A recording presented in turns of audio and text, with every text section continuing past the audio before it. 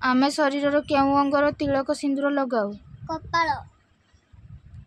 ଶରୀରର କେଉଁ ଅଙ୍ଗଟି ନଥିଲେ ଆମେ ସ୍ୱାଦ ଜାଣିପାରନ୍ତେ ନାହିଁ? ଜିଭ। ଗନ୍ଧ ବାରି ପାରୁଥିବା ଅଙ୍ଗଟିର ନାମ କ'ଣ? ନାକ। ଆଣ୍ଠୁଠାରୁ ଅଣ୍ଟା ପର୍ଯ୍ୟନ୍ତ ଅଙ୍ଗକୁ କ'ଣ କୁହନ୍ତି? ଜଙ୍ଘ। ହାତ ପାଦରେ ଥିବା ଶରୀରର କେଉଁ ଅଙ୍ଗକୁ କାଟିଦେଲେ ସେଥିରୁ ରକ୍ତ ବାହାରେ ନାହିଁ? ନଖ।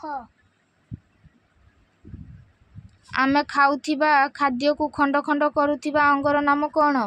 ଦାନ୍ତ।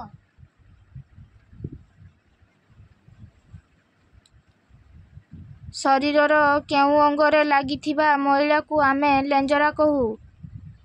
ଆଙ୍ଖି।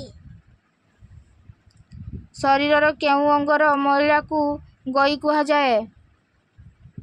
କାନ। କିଏ ଶରୀରର ସମସ୍ତ ଭାର ବହନ କରେ? ପାଦ। ଖରା ବର୍ଷା ଦାଉରୁ ମୁଣ୍ଡକୁ କିଏ ରକ୍ଷା କରେ?